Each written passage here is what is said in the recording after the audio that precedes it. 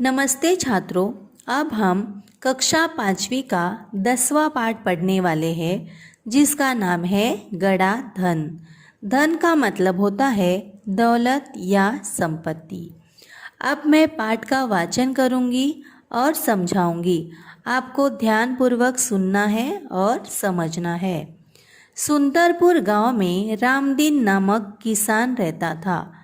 एक गांव था जिसका नाम था सुंदरपुर, और वहाँ पर रामदीन नाम का एक किसान मतलब कृषक रहता था। जो खेतों में काम करते हैं उन्हें किसान कहते हैं।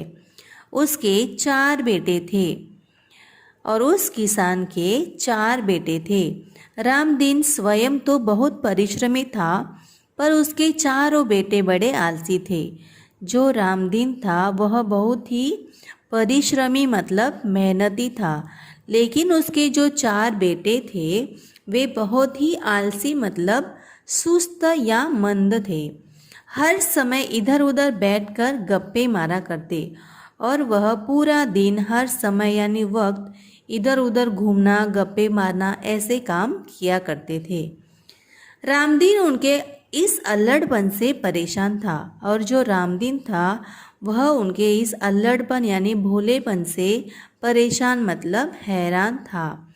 उसे हमेशा बेटों के भविष्य की चिंता सताया करती, और वह हमेशा यह सोचा करता कि उसके बेटों का भविष्य में मतलब आने वाले समय में क्या होगा, यह चिंता यानी फिक्र उसे लगी रहती।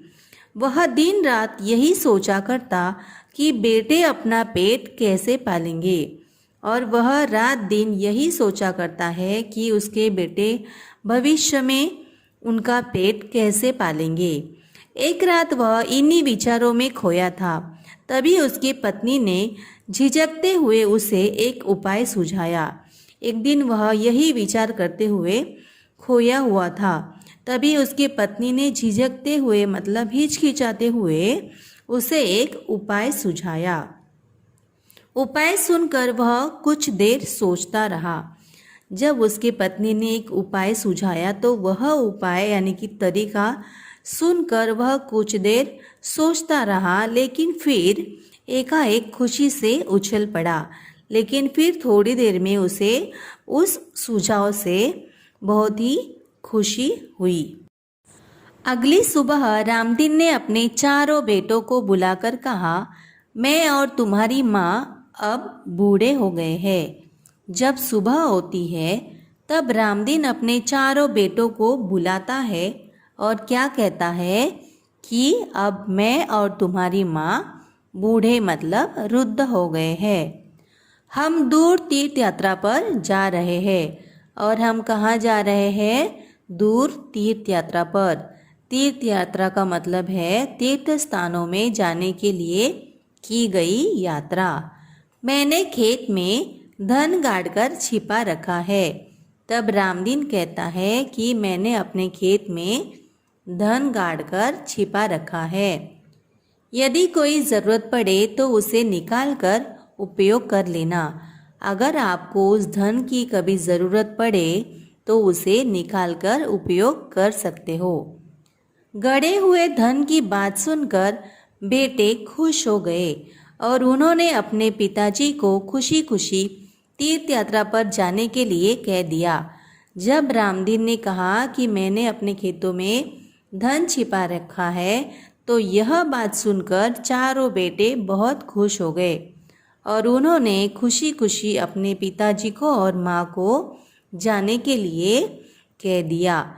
वे मन ही मन खुश हो गए कि अब कुछ दिनों तक पिताजी का बंधन भी उन पर नहीं होगा, और वे मन में खुश हो रहे थे कि अब कुछ दिनों तक उनके ऊपर किसी का भी बंधन नहीं होगा।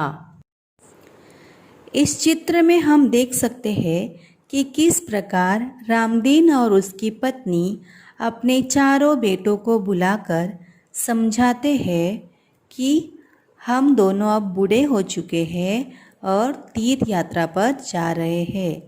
अगर आपको किसी चीज़ की ज़रूरत पड़े तो मैंने खेतों में धन छिपा कर रखा है, उसमें से निकाल लेना।